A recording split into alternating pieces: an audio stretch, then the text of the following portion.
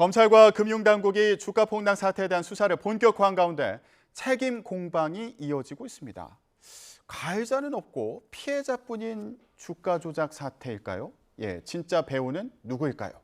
자세한 내용 인하대 법학전문대학원 성희활 교수와 함께 알아보겠습니다. 네, 교수님 안녕하세요. 네, 안녕하십니까? 자, 교수님께서는 한국거래소에서 오래 근무하시면서 불공정 거래 잡는 일을 해오셨다고 들었습니다. 자, 그러면 이번 사건과 관련해서도 좀 생각하시는 바가 많을 것 같은데 일단 주가 폭락 사태로 일주일 만에 약 8조 원의 시가총액이 증발했다고 합니다. 이번 사태 뭐가 문제라고 보십니까? 제가 한국거래소에서 19년을 근무했고 이제 학교로 옮겨서 15년을 있었는데 34년 동안 자본시장을 지켜봤지만 이번처럼 대규모로 그리고 또 아주 정교하게 이루어진 주가 조작 사태는 거의 처음 보는 그런 케이스고요. 그래서 한마디로 표현하자면은 블록버스터급 주가 조작이다. 이렇게까지 이제 표현할 수 있을 것 같습니다. 그 정도로 대규모고 또 피해가 크다. 자, 그렇다면 이게 좀 구체적으로 얘기를 해보겠습니다. 교수님께서 이제 사전에 저희 쪽에 설명을 하시면서 이번 주가 폭락 사태가 2007년의 루보 사태와 비슷하다 이런 말씀을 좀 해주셨는데 루보 사태를 이제 기억하시는 분들도 계시겠지만 모르는 분들도 계실 수 있으니까 당시에는 어떤 특징이 있었고 이번과 비교하면 어떤 점이 비슷하고 다른지 좀 말씀 부탁드릴게요. 2007년의 루보 사태라고 이제 그 검색해 보면 이제 많이 나오는데. 최초로 다단계 수법을 동원해서 대규모 투자자들을 동원했고 그다음에 이제 그 투자자들의 계좌를 완전히 장악해서 아주 거래소의 시스템까지도 이제 피해가는 그런 정교한 수법을 보여서 세상을 좀 많이 놀라게 했었습니다. 그래서 이제 그 후로 많이 이제 제도적으로나 시스템적으로 이제 개선이 이루어지기도 했는데 이번에 벌어진 사태는 그런 루보 사태마저도 거의 이제 플라이급으로 만들 만큼 헤비급의 어떤 비교가 안 될 정도로 그 투자 금액도 크고 그다음에 이제 그 투자자들의 면모도 상당히 이제 유명인들이나 거부들이 이제 많이 관여돼 있고 그다음에 계좌뿐만 아니라 투자자 명의의 그 핸드폰을 다 이제 그 가지고 그걸 가지고 이제 직접 투자자들의 주소지나 그 이제 직업 근무지 같은 데 이동해서 그렇게까지 이제 다 피해갔다라는 점에서 이거는 정말 참 입이 딱 벌어질 만큼 대단하고 참 정교한 그런 주가 조작이었다라는 생각이 듭니다. 다단계 방식을 도입했다는 건 이게 투자자들을 모집하면서 이 투자자가 또 다른 투자자를 데려오고 뭐 이런 방식을 얘기하는 건가요? 초기에 이제 처음에 이제 투자자들이 큰 돈을 이제 쉽게 못 넣으니까 수익을 이제 보여주고요. 그 다음에 이제 그 투자자들이 그래서 추가 투자도 받고 또 이제 다른 투자자들에게까지 이제 주변에 전파를 해서 더 많이 올 수 있게 하는 게 이게 이제 전형적인 다단계 방식이죠. 그 가운데 이제 어떤 유명인들이나 이런 사람들까지 이제 동원이 돼서 이제 신뢰를 이렇게 창출한 게 아닌가 싶습니다. 그런 의심을 받고 있는 그런 상황인데 투자자의 계좌를 확보했다. 요거는 그 증권거래 계좌의 뭐 비밀번호를 주가 조작 일당에 갖고서 이제 거래를 했다 이렇게 이해하면 됩니다. 주문을 내야 되니까 그 계좌를 이제 확보해서 자기들이 원하는 대로 이 주가를 끌어올려야 되니까요. 근데 이제는 계좌뿐만 아니라 핸드폰까지 다 이제 확보를 해서 그거를 이동하면서 실제 그 투자자들의 주소지에 가서 그러면 이제 이게 두 가지의 그 장점이 있는데 하나는 거래소와 금감원에서 이제 IP 추적을 합니다.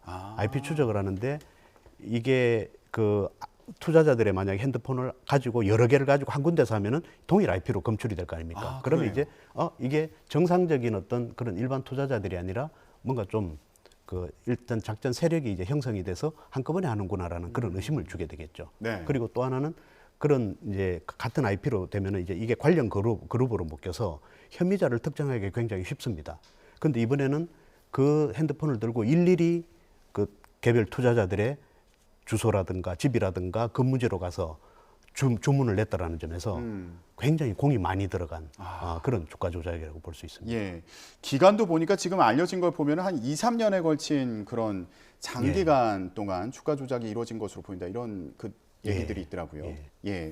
루보 사태 때보다 기간도 더 길고 그리고 방식도 이게 그냥 컴퓨터로 하는 게 아니라 휴대폰까지 이용을 해가지고 위치까지 바꿔가면서 이제 주가 조작을 한 그런 정황이 드러나면서 충격을 주고 있는 그런 상황입니다. 그런데 이번 이 사태 같은 경우에 좀 안타까운 부분이 이거 이상거래 탐지 시스템이 있다면 여기에 적발이 좀 빨리 됐더라면 좋지 않았을까 이런 생각이 드는데 금융위에 주가 조작 의심 제보가 들어왔었다 이런 얘기도 있고요. 그리고 이미 지난해 말부터 이거 일부 종목들에 작전 세력이 들어와 있는 거 아닌가 이런 설도 돌았다고 합니다. 그런데 왜 금융당국에 적발이 되지 않았을지 인지를 하지 못한 건지 이것도 궁금합니다. 기본적으로 이제 이번에는 사실 금융위가 그 정보를 독점하고 있어서 약간 좀 논란이 좀 벌어지는 것 같습니다. 그런데 이런 어떤 이상 거래를 적출해서 그것이 이제 불공정 거래라고 확정하기까지는 사실 그 과정은 솔밭에서 바늘을 찾는 것과 같은 그런 과정이라고 볼 수 있습니다. 솔밭에서 바늘 찾기다. 너무나 많은 종목들이 있고 그다음에 이제 헤아릴 수 없는 그런 투자자들의 계좌에서 뭐 나노초 단위로 이제 거래가 이루어지기 때문에 거기에서 뭔가 좀 불공정 거래 의심이 있는 그 거래를 잡아낸다는 건 굉장히 어렵습니다. 그래서 이제 컴퓨터 시스템으로 자동으로 이제 적출을 하고 그 적출된 거에 이제 사람들이 달라붙어서 뉴스나 공시, 뭐 루머 이런 것들을 다 종합해서 정밀 이제 조사를 하는 거거든요. 근데 이번에 이제 그런 시스템을 이 주가 조작 세력들은 이미 루보 사태 때도 그거를 투자자 계좌를 확보해서 점진적으로 끌어올리면서 피해간 사례가 있었는데 그 이후로 조금 개선이 있었습니다. 근데 이번에는 그 루보 사태 때보다 더 정교해져서 그 개선된 이상거래 탐지 시스템마저도 다 피해갔다라는 그런 점에서 아주 정교하고 고도의 그런 수법으로 진화한 상태다 이렇게 볼 수 있습니다. 물론 이게 수법이 고도화되다 보니까 금융당국에서 이걸 인지하고 이제 조사하는데 좀 어려움이 있지 않았을까 이런 부분에 대해서도 말씀해 주셨는데 이게 수사에 착수하기까지 시간이 걸리면서 오히려 세력한테 이거 주식 처분할 시간 준 거 아니냐 이런 생각하시는 분들도 계실 수 있을 것 같아요. 근데 이제 당국 입장에서는 그 제보나 또 이상거래 이런 것들이 넘쳐나거든요.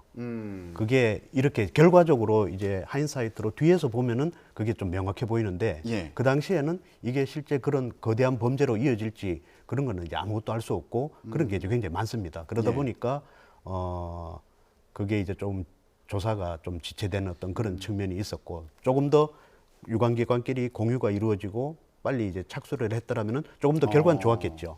그렇지만은 지금 그런 불공정 거래 조사나 이런 시스템상의 근본적인 한계는 좀 있어서 금융위 입장에서도 좀 억울한 측면이 있을 겁니다. 다만 그 이제 일부 언론에 보도되는 바와 같이 금융위에서 그게 지체되는 사이에 정보가 누설이 되고 그래서 이제 작전 세력들이 그것을 처분할 수 있었다라는 어떤 이런 보도가 나오는데 그리고 이제 거기에 대해서 검찰이 수사를 할 방침이다라는 제가 기사도 봤었습니다. 그런 일은 없어야 되겠지만은 만약 그런 일이 있다면은 굉장히 좀 심각한 문제가 되겠죠.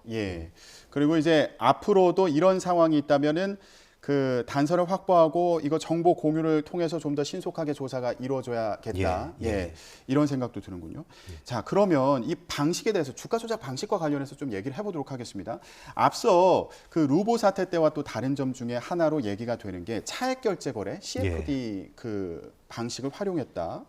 이 얘기가 있는데 이게 참 어렵습니다. 이게 뭔지 그리고 주가 조작 세력이 이 시스템을 어떻게 악용했다는 건지 이것도 궁금합니다. CFD 자체가 주가 조작에 악용되었다고는 좀 보기 어렵고요. 왜 그러냐면 CFD는 기본적으로 한 40%의 증거금을 가지고 이제 100%의 어떤 거래를 할 수 있어서 그 수익을 극대화시키는, 증폭시키는 그런 역할을 합니다. 그러면 내가 만약에 10억 원어치 주식을 거래할 거다. 그러면은 4억만 있어도 되는 거죠. 4억만 있으면은 이제 증권회사에서 이제 그 융자를 보태서 그렇게 이제 외상으로 살 수 있는 거죠. 그러면 이게 차액 결제 거래라고 하는데 그럼 내가 주식을 샀어요. 그럼 이게 올랐어요. 그럼 팔 때 그 차액만큼 내가 받는 거예요? 그렇죠. 그 차익은 제가 다 먹는 겁니다. 떨어지면 어떻게 합니까? 떨어지는 만큼 손실도 커지는 거죠. 그거에 대해서 내가 또 물어줘야 되는 그런 상황이 생기는 거군요. 그래서 이게 과거 이제 라임 펀드 사태 때 TRS라는 총수익 수합이라는 상품이 있습니다. 그게 이제 돼서 좀 문제가 많이 됐었는데 이 TRS와 사실 좀 비슷한 상품인데 이 본질이 뭐냐면은 차명거래라고 보시면은 좀 쉽게 이해가 됩니다. 차명거래. 그래서 이런 차명거래 속성을 가지고 있기 때문에 이 CFD가 여러 가지 좀 문제를 가지고 있습니다. 이번에도 CFD를 이제 좀 그 적극적으로 이용한 측면에서는 이제 몇 가지 그 속성이 있는데 예. 이 거래 주체를 이제 숨길 수 있다라는 거죠. 원 거래 주체가 안 드러나고 증권사 명의로 이제 주문이 나가고 예. 그다음에 그 이제 또 수익이 나도 양도소득세를 또 피해갈 수 있습니다. 우리가 이제 금액이 한 10억 원 이상의 그런 대규모 거래의 경우는 양도소득세를 내는데 그 부분을 피해갈 수 있고요.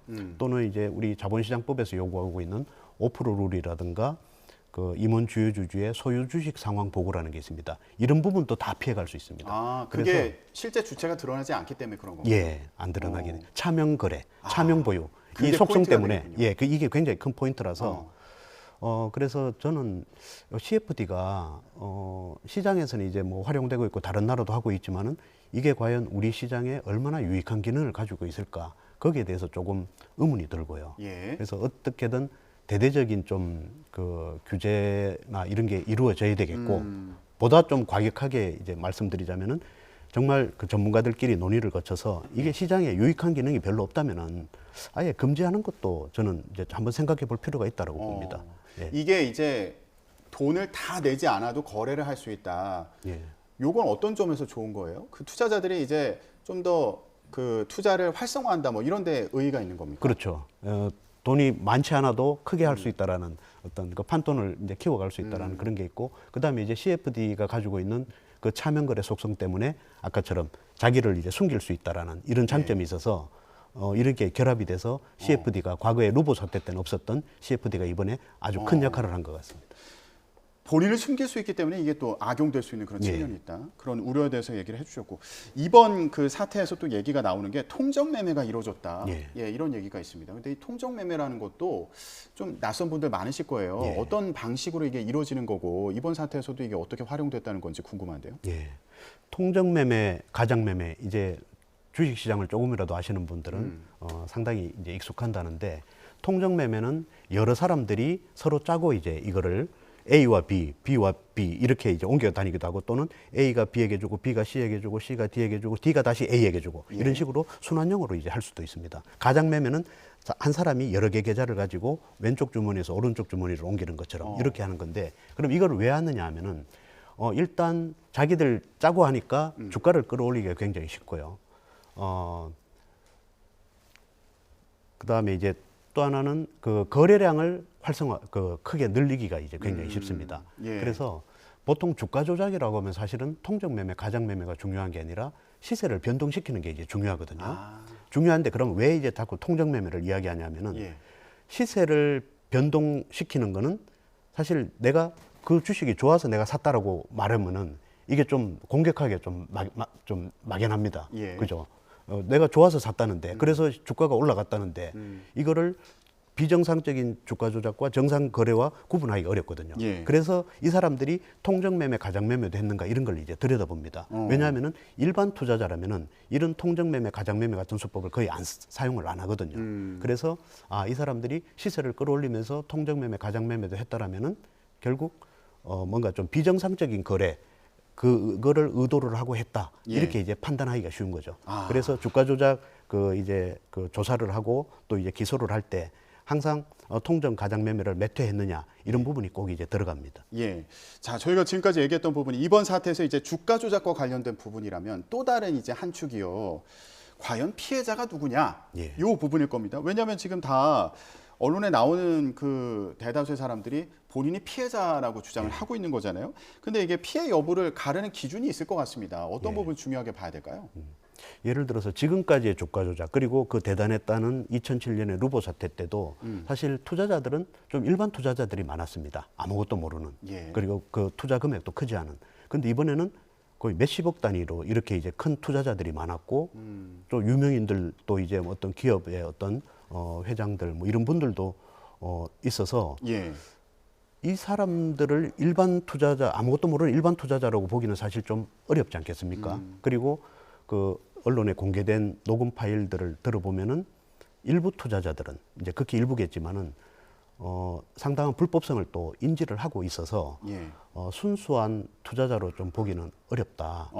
그래서 이제 나중에 검찰이 얼마나 그 사람들의 그 불법성 인식을 어느 정도 하고 있었느냐를 입증하는 그런 책임이 있는데, 예. 그 부분의 입증에 따라서 투자 이제 피해자가 아니라 공범으로 이렇게 이제 도리어 처벌받을 여지도 있습니다. 예. 그러니까 투자 방식이 불법에 가깝다는 사실을 사전에 인지를 했느냐. 이 부분이 이제 피해자인지 아니면 공범인지 예. 가르는 기준이 될 수 있다. 예. 일부에서 이런 그 얘기도 하더라고요. 그러니까 피해자라고 주장하는 그 사람들이 만약에 피해 여부가 입증된다면 회생이나 파산도 가능할까? 요거 이제 궁금해하는 경우도 있습니다. 왜냐하면 이제 들어간 돈이 워낙 많다 보니까 요 부분은 어떻게 봐야 될까요? 그 부분은 제가 잘 모르겠습니다. 그렇습니까? 예, 요거 이제 상황이 터지고 나서 나중에 법원의 판단을 받아야 되는 거죠, 결국에. 알겠습니다. 자, 이번 사태가 3년 넘게 장기적으로 이제 그 주가 조작이 이루어졌다. 그리고 지금 연루된 사람들도 굉장히 많다. 이렇게 나오고 있는 상황인데 그렇다면 이거 수사의 시간이 얼마나 걸릴지 이것도 궁금해요. 지금 검찰의 이제 합동수사단이 이제 조직이 돼 있고 그 유관기관들이 이제 다 들어가서 해서 이 주가 조작의 전문은 그렇게 뭐 오래 걸리지는 않을 것 같습니다. 그걸 밝혀내는 데는. 다만 문제는 그 1,000명이 넘는다는 그 많은 투자자들 중에서 누가 피해자고 누가 공범인지를 가려내는 이 작업이 상당히 좀 시간도 걸리고 좀 쉽지 않을 거다라는 생각이 듭니다. 예, 결국에 그 피해자인지 공범인지 가르는 부분이 수사에 더 중요한 부분이고 시간이 많이 소요되는 부분이 될 것이다. 자, 이제 마지막으로요. 이런 시세 조종 같은 그런 불공정 거래 사건의 경우에 재범률이 강력 범죄보다 높다. 이런 얘기가 있더라고요. 이거는 어떤 이유 때문에 그런 겁니까? 두 가지 측면에서 볼 수 있습니다. 하나는 처벌이 약하다라는 거, 또 하나는 부당이득 환수가 제대로 안 된다는 거. 그러면 처벌도 약하고 내가 뭐 많이 먹어도 감옥 잠깐 살다 나오면은 그게 그대로 다 남는다. 이래 되면은 그 범행 어떤 동기를 좀 자극할 수가 있겠죠.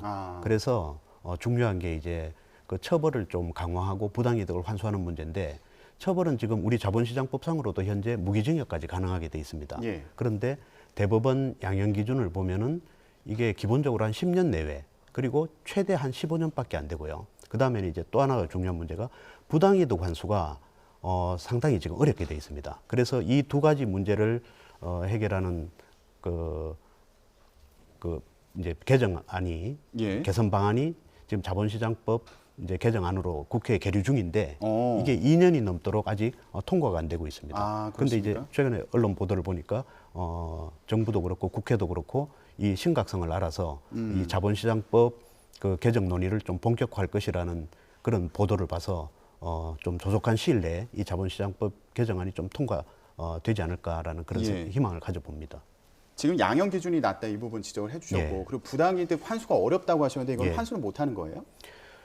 환수를 하려면은 그 불법 행위와 그 다음에 이제 그 이득을 얻은 간의 상관관계를 입증을 해야 되는데 이게 우리 현행 대법원 판례상 굉장히 입증이 어렵게 돼 있습니다. 그래서 그 입증을 좀 쉽게 하는 기준을 이제 국회 그 자본시장법 개정안에 그 도입을 했거든요. 그러니까 단순 차액 방식이라고 해서 그거를 도입했는데 그 부분이 아직 이제 좀 진도가 안 나가고 있는 것이죠. 그럼 이제 앞으로 또 국회 논의도 필요한 그런 상황이겠군요. 알겠습니다. 주가 폭락 사태와 관련해서 얘기를 해봤는데요. 지금까지 인하대 법학전문대학원 성희활 교수와 함께 짚어봤습니다. 오늘 말씀 고맙습니다. 감사합니다.